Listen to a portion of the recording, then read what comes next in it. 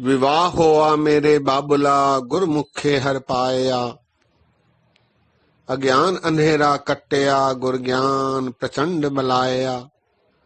बलया गुर ज्ञान अंधेरा बिनसया हर रतन पदार्थ लाधा। हौ मैं रोग गया दुख लाथा आप आपे गुरमुत खादा। अकाल मूरत वर पाया अविनाशी ना कदे मरे न जाया। विवाह होआ मेरे बाबुला गुरमुखे हर पाया। सत्कार योग सत्संगियो वाहिगुरु जी का खालसा वाहिगुरु जी की फतेह। आज सिख पंथ में विवाह के समय पढ़ी जाने वाली बाणी लावा फेरे पर विचार साझे करते हैं। लावा फेरे ये बाणी गुरु रामदास जी की राग सूही में छंतों में है, जो कि 773 और 74 अंगों पर 773-74 अंग पर शोभायमान है। इसमें सिरलेख में लावा फेरे शब्द का प्रयोग नहीं, इस शब्द का प्रयोग सिख पंथ ने अपनाया है। लावा फेरे, फेरे अर्थात परिक्रमा पर कम्मा लेना। लावा लाम, लाम अर्थात मूल रूप से इसका अर्थ है तोड़ना। मायके से तोड़कर ससुराल से जोड़ना, पिता से तोड़कर पति से जुड़ना। लाम, लावा, लावा फेरे ये शब्द अंकित किया गया है। सिख पंथ में विवाह के लिए इसे पहले पढ़ा जाता है और फिर रागी द्वारा गायन करते हुए दोहराया जाता है। ऐसा करते समय लाड़ा लाड़ी, दुल्हा दुल्हन, लड़का लड़की गुरु ग्रंथ साहब जी के फेरे लेते हैं। ये 4 बार दोहराया जाता है। ये छंत सूही महला चौथा का गुरु रामदास जी का दूसरा छंत है, जिसके 4 पद हैं। इस शब्द का भाव है आत्मा को परमात्मा के प्रेम के संयोग को शिखर की अवस्था पर पहुंचाने की प्रक्रिया। लामा एक लोक माध्यम है, लोक माध्यम का गीत है। सत्संगियों, आपने देखा होगा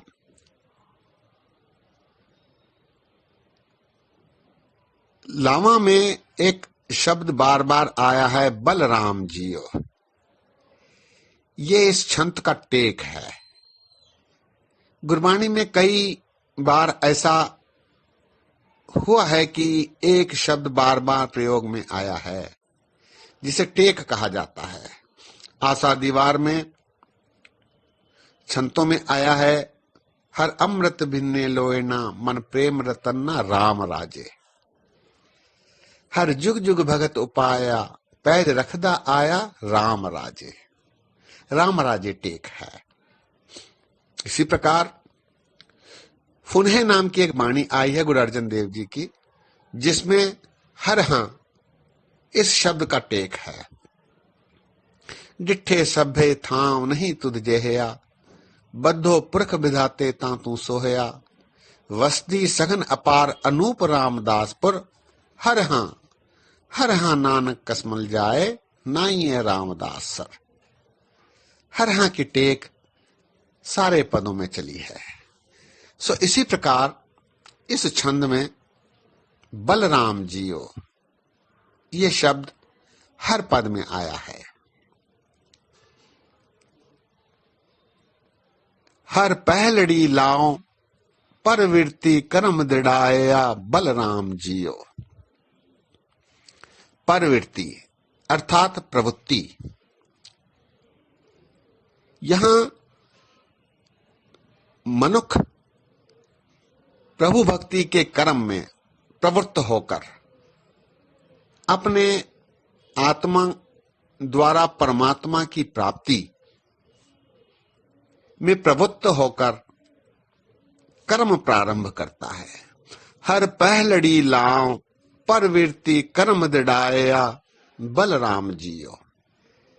इससे शुरू होकर प्रीतम की पूर्ण प्राप्ति तक छंत का विस्तार है और अंत में हर प्रभु ठाकुर काज रचाया धन हृदय नाम विगासी जन नानक बोले चौथी लावे हर पाया प्रभु अविनाशी। प्रभु प्राप्ति हो जाती है, आत्मा परमात्मा में मिल जाती है।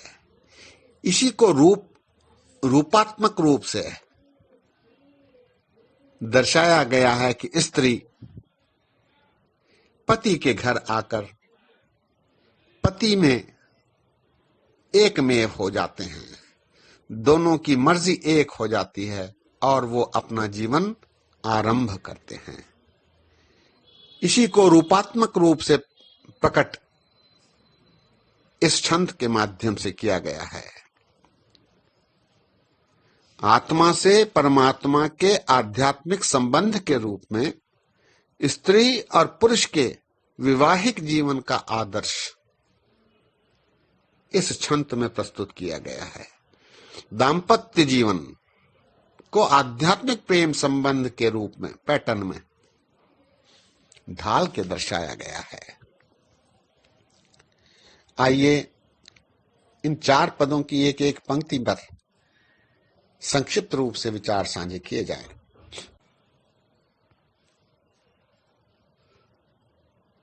हर पहलड़ी लाओ परवृत्ति कर्म दृढ़ाया बलराम जियो।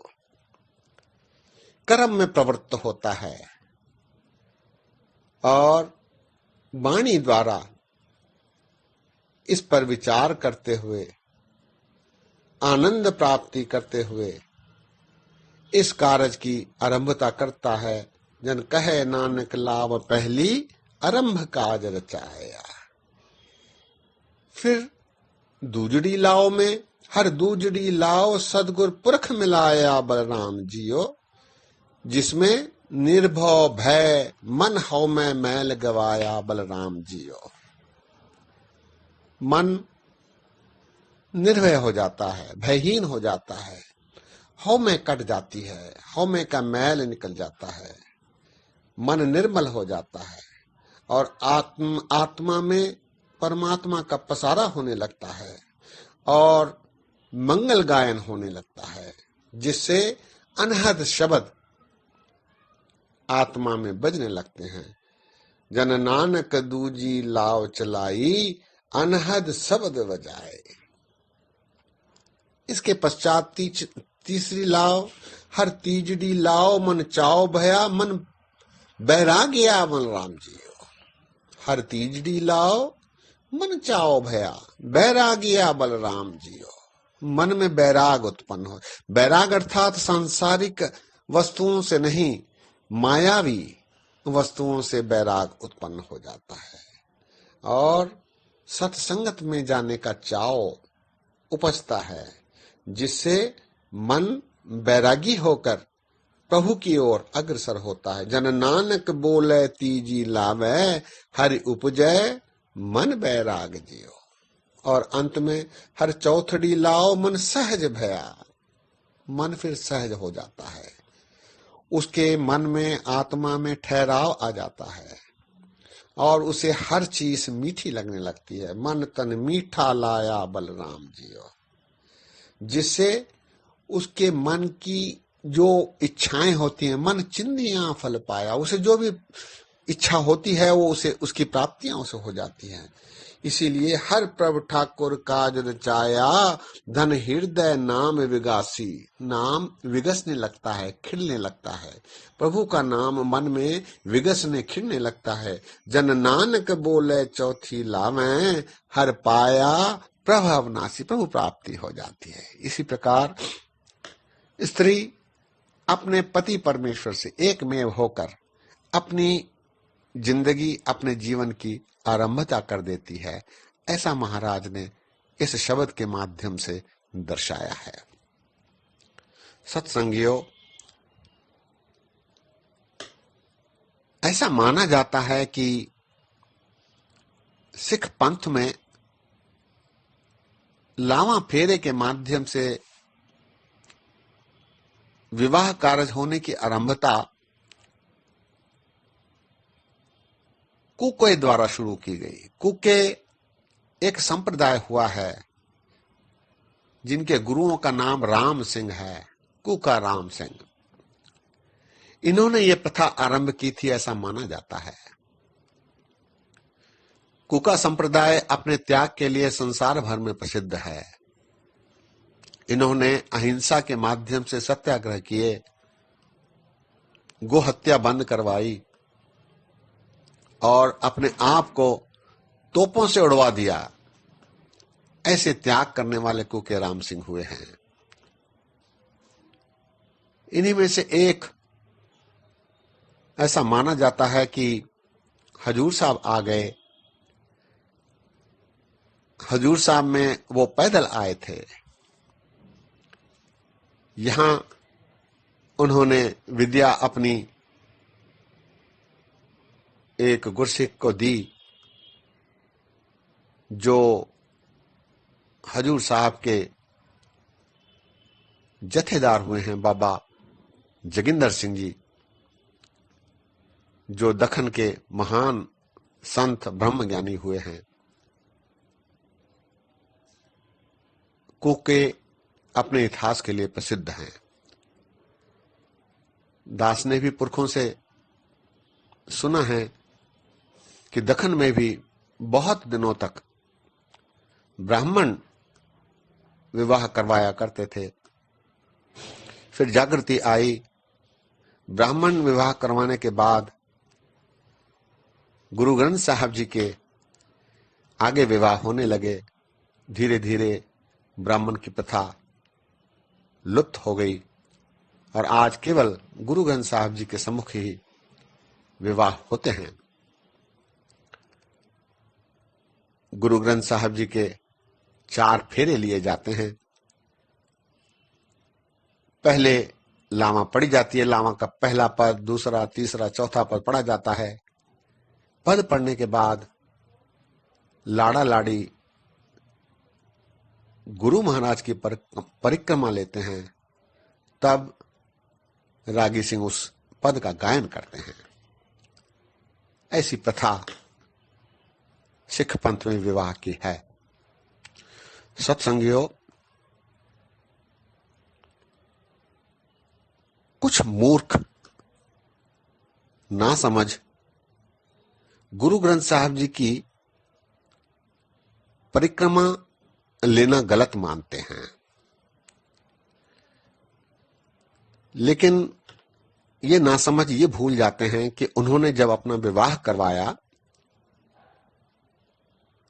तो उन्होंने भी परिक्रमा ली थी। अपने गुरु की परिक्रमा लेना कैसे गलत हो सकता है, ये इन मूर्खों को समझ नहीं आता। हमें ऐसे नासमझों मूर्खों से सावधान रहना चाहिए और उनका डटकर विरोध भी करना चाहिए, ताकि मूल रूप से ऐसे मूर्ख हमारे पंथ से समाप्त हो जाएं। अगली बार विवाह की जो प्रक्रिया है लामा फेरे के पहले और लामा फेरे के बाद जिन शब्दों का गायन होता है उसके संबंध में दास अपने विचार रखेगा। आज यही विश्राम है। इतने वचन प्रवान करो। अनेक गलतियां हुई हैं, दास को अनजान जान कर क्षमा बख्शो। फतेह गजाओ। वाहिगुरु जी का खालसा, वाहिगुरु जी की फतेह। धन सुकागद कलम धन, धन भांडा धन मास, धन लिखारी नानका जिन नाम लिखाया सच। सत्कार योग सत्संग योग। वाहिगुरु जी का खालसा, वाहिगुरु जी की फतेह। पिछले दिनों दास ने लावा फेरे के संबंध में आप जी से विचार साझे किए। लावा फेरे ये वाणी सुही महला चौथा गुरु रामदास जी की, जिसके 4 पद हैं। इस पर हमने विचार किए। आज विवाह के समय जो विधि अपनाई जाती है उसको संक्षिप्त रूप से दास आप जी के समक्ष रखने की निमाणी कोशिश करेगा। सत्संगियों, विवाह वाले दिन लड़का दरबार पहुंचकर सेहरे बंधवाता है। फूलों के सेहरे उसकी पगड़ी पर बांधे जाते हैं। इसके पश्चात लड़का घोड़ी पर चढ़कर बाजार में घूमकर वापस दरबार पहुंचता है। दरबार पहुंचने पर उसका लड़की वाले सदस्यों द्वारा स्वागत होता है और लड़की की माँ या कोई और संबंधी दूल्हे की लड़के की आरती उतारते हैं। दोनों संबंधी मिलकर एक शब्द का गायन करते हैं। शब्द है, हम घर साजन आए, साचे मेल मिलाए, सहज मिलाए हर मन भाए, पंच मिले सुख पाया, साई वस्त प्राप्त होई, जित सेती मन लाया, अन दिन मेल भया मन मानिया, घर मंदिर सुहाए, पंच शब्द धुन अनहद बाजे, हम घर साजन आए। पंच शब्द धुन अनहद बाजे, हम घर साजन आए। इस प्रकार इस शब्द के गायन के पश्चात अरदास की जाती है। अरदास में अकाल पुरख परमात्मा से बेनती की जाती है कि हे सच्चे पातशाह, कार्य की आरंभता है, आज्ञा बख्शो। दोनों परिवार मिल रहे हैं, इन्हें इनके संबंध परस्पर संबंध मधुर रहें, ऐसी बेनती की जाती है। इसके पश्चात दोनों परिवार के वरिष्ठ सदस्य आपस में गले मिलते हैं, एक दूसरे को मिठाई खिलाते हैं। इसके पश्चात सारा परिवार मिलकर लड़के को लेकर दरबार में पहुंचते हैं। दरबार में माथा टेकने के बाद लड़का दरबार में बैठता है, फिर लड़की को लाया जाता है। लड़की को लाने के पश्चात लड़की को सेहरा बांधा जाता है। सेहरा बांधने के पश्चात लड़की लड़के को खड़ा कर, लड़का लड़की के माता पिता को खड़ा कर अरदास की जाती है कि विवाह कार्य को आरंभ करने की आज्ञा दी जाए। इसके पश्चात पाठी मुखवाक लेते हैं। मुखवाक लेने के पहले एक शब्द का गायन रागी सिंह द्वारा किया जाता है, जो कि इस प्रकार है। किता लोड़िए कम सुहर पे आखिए, कारज देह सवार सतकुर सच साखिए, संता संग निधान अमृत चाखिए, भय भंजन मेहरबान दास की राखिए। नानक हर गुण गाए अलख प्रभ लाखिए। नानक हर गुण गाए अलख प्रभ लाखिए। इस शब्द के गायन के पश्चात पाठी सिंह मुखवाक लेते हैं। मुखवाक हुक्मनामा लेने के पश्चात पाठी सिंह संक्षिप्त शिक्षा लड़का और लड़की को देते हैं, जिनमें उन्हें याद दिलाया जाता है कि आप अमृतधारी सिंह हो, आपको रहत मर्यादा का पालन करना है, दसवंत गुरु घर में देना है, सिवाय गुरु के किसी और के आगे माथा नहीं टेकना है, नए बनने वाले संबंधियों के प्रति आदर रखना है, लड़का और लड़की, दूल्हा और दुल्हन आपस में सहमति से कार्य करें, यथासंभव गुरुद्वारे रोज आया करें, यदि दरबार दूर हो तो जब भी समय मिले दरबार आएं। इस प्रकार की कुछ संक्षिप्त शिक्षाएं देने के पश्चात पाठी सिंह सूही मेला चौथा छंद के पाठ का आरंभ करते हैं।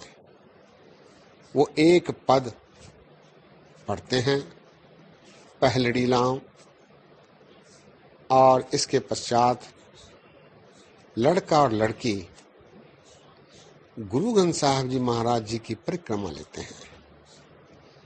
जब वे परिक्रमा लेते रहते हैं तब रागी सिंह उस पद का गायन करते हैं। इस प्रकार 4 पद इस छंद में हैं। 4 बार परिक्रमा लड़का लड़की द्वारा ली जाती है और विवाह संपन्न होता है। विवाह संपन्न होने के पश्चात लड़का और लड़की के स्थान को बदला जाता है। ऐसा इसलिए किया जाता है कि 4 लावा जो लिए गए हैं वो पूरी तरह संपूर्ण हो, ऐसा उसका ध्येय होता है।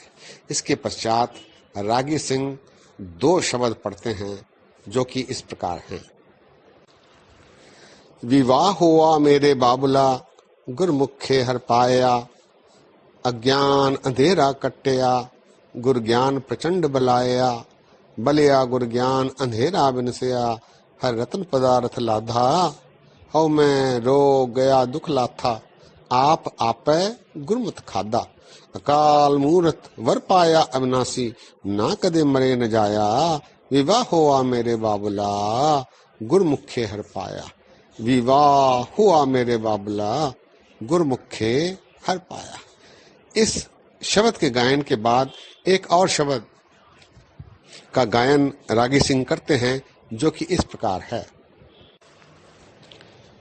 पूरी आशा जी मनसा मेरे राम, मोह निर्गुण जियो सब गुण तेरे राम, सब गुण तेरे ठाकुर मेरे कित मुख तुझ सा लाही, गुण अवगुण मेरा कछन विचारिया बख्श लिया खिन माही, नौ निध पाई वजी वाधाई वाजे अनहर तूरे, कहो नानक मैं वर घर पाया मेरे लाथे जी सगल विसूरे। कहो नानक मैं वर घर पाया मेरे लाथे जी सगल विसूरे। इस प्रकार शब्दों का गायन होता है विधि के अनुसार। इसके पश्चात यदि समय हो तो कोई और शब्द का गायन रागी सिंह करते हैं, वरना आनंद साहब का पाठ होता है। आनंद साहब के पाठ के पश्चात अरदासिया अरदास करते हैं। इसके पश्चात मुखवाक हुक्मनामा लिया जाता है। हुक्मनामा लेने के बाद कढ़ा प्रसाद बरताया जाता है और इसी प्रकार विवाह की विधि संपन्न होती है। सत्संगियों, ऐसी प्रक्रिया सिख पंथ में विवाह के समय होती है। दास ने अपनी जानकारी के अनुसार इसका विश्लेषण आप जी से साझा किया है। भूला चुका दी क्षमा बख्शो। फतेह गजाओ वाहिगुरु जी का खालसा वाहिगुरु जी की फतेह।